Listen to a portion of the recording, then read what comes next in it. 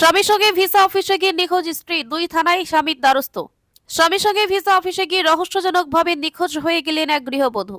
ঘটনাটি ঘিরে চাঞ্চল্য ছড়িয়েছে যাত্রাপুর থানাধীন এলাকায়। জানা যায়, যাত্রাপুর থানাধীন দক্ষিণ পাহাড়পুর এলাকার বাসিন্দা খুরশেদ আলম একই থানাধীন বাসপুকুর যাত্রাপুর এলাকার পারভিন আক্তারকে বিয়ে করেন। বিয়ের পর সংসার চলাকালীন কিছুদিন আগে পারভিনের সঙ্গে তার এক নিকট আত্মীয়ের দীর্ঘ সময় ফোনে কথা বলা নিয়ে দাম্পত্য কলহ শুরু হয়। যদিও স্বামী খুরশেদ আলম বিষয়টি মেনে নিয়ে সংসার বজায় রাখেন বলে দাবি।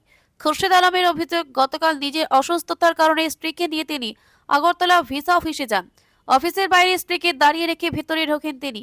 কিছুক্ষণ পর বাইরে এসে দেখেন স্ত্রী সেখানে নেই। এরপর আশেপাশে খোঁজাখুঁজি করেও তার কোনো সন্ধান মেলেনি। পরবর্তীতে খুরশেদ আলম পূর্ব আগরতলা থানায় একটি মিসিং ডায়েরি করেন। আজ তিনি যাত্রাপুর থানায় এসে পুনরায় ঘটনার বিষয়ে খোঁজ খবর নেন এবং থানার সামনে একান্ত সাক্ষাৎকারে সমস্ত ঘটনার বিবরণ তুলে ধরেন। স্বামীর অভিযোগ, এই ঘটনার পেছনে পরকীয়ার আভাস রয়েছে এবং এতে আক্তার হোসেন নামের এক যুবকের নাম জড়িত বলে তার সন্দেহ। পুলিশ সূত্রে জানা গেছে, নিখোঁজ গৃহবধূর সন্ধানে তদন্ত শুরু হয়েছে। সমস্ত দিক খতিয়ে দেখে প্রয়োজনীয় পদক্ষেপ নেওয়া হবে বলে জানানো হয়েছে। কেন আইছেন আজকে থানায়, যাত্রাপুর থানায়? আসি কালকে 17 তারিখ আমি অফিসে গেছিলাম আগরতলা। বউর সাথে গেছিল।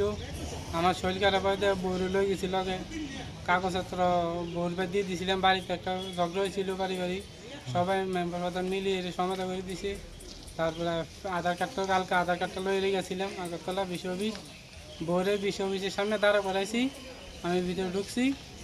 এটা আধা ঘন্টা আমার এরকম লাগছে, আধা ঘন্টার মধ্যে বাইরে আইয়ে দেখছি আমার বউরে পাইতে আসি না। তারপর 2-1.5 ঘন্টা মতন খুঁজছি, প্রথম পরে পাইতে আসি না। তারপরে এখানে 2টা থানা আছে, 2টা থানা ডায়েরি করছি, ডিএমটি করছি, পাইছি না। তখন